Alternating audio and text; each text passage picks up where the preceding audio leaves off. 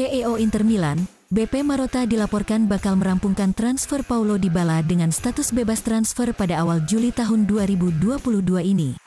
Hal ini diklaim oleh Il Messaggero, bahwa pengejaran Nerazzurri terhadap pemain Argentina itu untuk sementara dalam keadaan standby, dan Marotta siap menuntaskannya dalam pertemuan awal bulan depan, paling lambat pada tanggal 6 Juli. Inter belum mencapai kesepakatan dengan Dybala, karena masih menunggu untuk melepas beberapa pemain, terutama di barisan penyerang untuk memberi ruang di skuad. Marotta tidak ingin pembicaraan dengan pemain Argentina itu terhenti, dan berharap klub berada pada posisi di mana mereka dapat melanjutkan kembali upaya mereka dan kemudian menyelesaikan kesepakatan.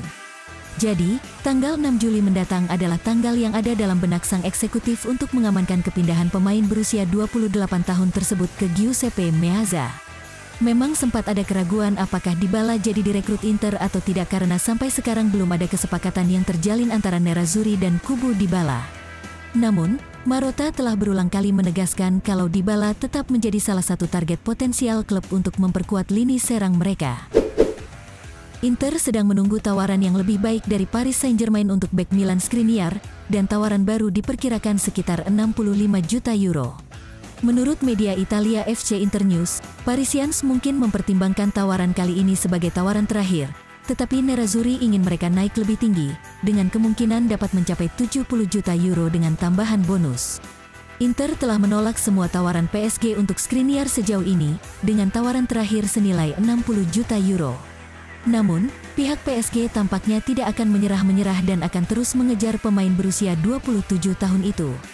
Kali ini, mereka mempersiapkan tawaran baru dengan jumlah sekitar 65 juta euro. Sekarang Inter sedang menunggu tawaran Parisians datang, dan kemudian negosiasi dapat dilanjutkan saat mereka semakin dekat dengan harga yang diminta Nerazzurri, meskipun masih harus dilihat apakah mereka akan mencapai jumlah yang membuat Inter senang. Inter Milan diyakini bakal menyetujui proposal terbaru dari Paris Saint-Germain, PSG, sebesar 65 juta euro plus tambahan untuk kesepakatan transfer Milan Skriniar di musim panas ini. Seperti yang dilaporkan oleh pakar transfer sport Italia, Alfredo Pedula, bahwa Paris Saint-Germain sedang menyiapkan tawaran terbaru untuk Skriniar setelah 2 tawaran sebelumnya belum mampu meyakinkan Inter. Inter telah menolak semua tawaran PSG sejauh ini, tetapi sang juara Prancis itu pantang menyerah dan bersiap untuk mengajukan tawaran yang mendekati harga yang diminta Nerazzurri, yakni 80 juta euro. Pedula yakin upaya PSG kali ini berhasil, karena angkanya bisa mencapai lebih dari 70 juta euro setelah ditambah bonus, terlebih lagi mereka telah berhasil mengamankan persyaratan pribadi dengan Skriniar. Bek Slovakia berusia 27 tahun itu telah menjadi sosok yang vital di lini pertahanan Nerazzurri. Skriniar tidak tergantikan sejak bergabung dari Sampdoria pada tahun 2017. Kendati demikian, Inter terpaksa menjualnya di bursa transfer musim panas ini demi menyeimbangkan pembukuan klub sekaligus mendanai perekrutan pemain baru. Arturo Vidal sedang dalam negosiasi untuk mengakhiri kontraknya lebih awal di Inter Milan berdasarkan persetujuan bersama. Sebagaimana dilaporkan oleh Sport Italia, bahwa negosiasi pemutusan kontrak antara kedua pihak sedang berlangsung dan Inter siap memberinya pesangon sebesar 4 juta euro. Pemain internasional Chili ini masih terikat kontrak dengan Nerazzurri hingga Juni tahun 2023, setelah bergabung secara gratis dari Barcelona pada September tahun 2020. Pemutusan kontrak tentunya akan menghemat pengeluaran Inter, karena Vidal merupakan salah satu pemain dengan gaji tertinggi di klub. Adapun terkait klub barunya nanti masih belum pasti, namun Galatasaray telah menunjukkan minat mereka pada pemain berusia 34 tahun itu, meskipun dia sangat ingin kembali ke Amerika Selatan. Media Argentina, Tech Sports mengklaim bahwa sang pemain telah melakukan pembicaraan lanjutan dengan Flamengo, tetapi situasinya terhenti, sehingga memberi ruang bagi Boca Juniors untuk kembali masuk dalam perlombaan untuk mendapatkan tanda tangannya dengan status bebas transfer. Gelandang Inter Milan, Stefano Sensi dilaporkan segera merespons tawaran kontrak dari AC Monza.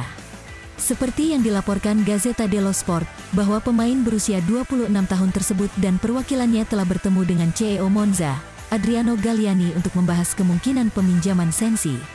Monza sangat tertarik untuk mengontrak Sensi dan siap untuk mencapai kesepakatan pinjaman dengan Inter, tetapi sejauh ini mereka belum menyetujui persyaratan pribadi dengan sang pemain. Sang gelandang tengah galau memikirkan masa depannya dan bersedia mempertimbangkan kemungkinan bergabung dengan klub yang baru promosi ke Serie A tersebut di musim panas ini. Sensi pun siap memberikan tanggapan dalam pekan ini apakah akan menyetujui tawaran Monza atau tidak. Sensi memang sudah tak masuk rencana pelatih Simone Inzaghi musim depan.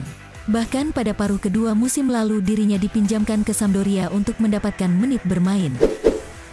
Minat Chelsea untuk mengontrak bek Inter Milan Skriniar semakin mendingin saat mereka mulai mempertimbangkan untuk merekrut Kalidou Koulibaly dari Napoli.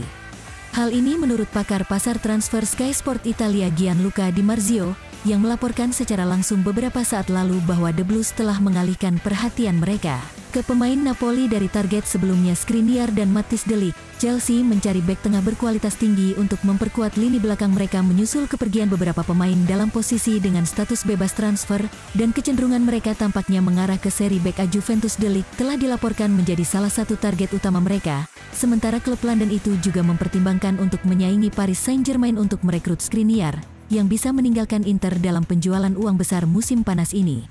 Namun, The Blues sekarang lebih dekat untuk pindah ke Koulibaly, yang saat ini sedang dalam pembicaraan kontrak dengan Napoli dan bisa tersedia dengan biaya lebih rendah musim panas ini.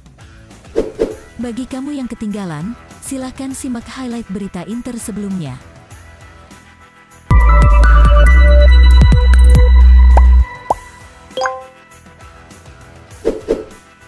Atalanta dikabarkan telah menyertakan Dufan Zapata dalam negosiasi dengan Inter Milan untuk kesepakatan transfer Andrea Pinamonti di bursa transfer musim panas ini.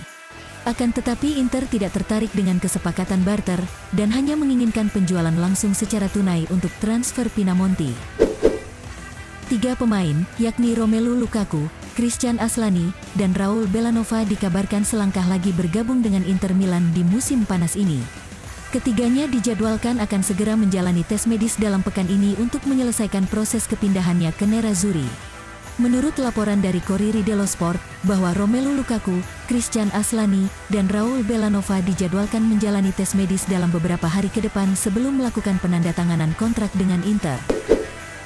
CEO Inter Milan, BP Marotta telah memberikan update tentang bisnis transfer Nerazzurri selama musim panas 2022 ini. Marotta mengakui bahwa Inter tetap berupaya mengontrak Paulo Dybala dan juga mengkonfirmasi kepulangan Romelu Lukaku ke klub. Berbicara di acara untuk memperingati jurnalis Candido Canavo, CEO Nerazzurri tersebut membahas banyak topik terkait aktivitas transfer Inter di musim panas ini. Transfer Inter Milan dilaporkan telah setuju melepas Sebastiano Esposito ke Anderlecht dalam kesepakatan pinjaman dengan opsi pembelian secara permanen.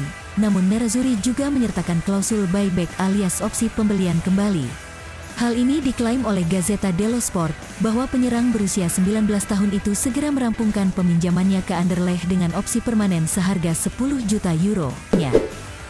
Inter Milan dilaporkan harus meraup minimal 14,2 juta euro dari penjualan 2 pemain, yakni Dalbert dan Valentino Lazaro di bursa transfer musim panas 2022 ini jika mereka ingin menghindari kerugian modal.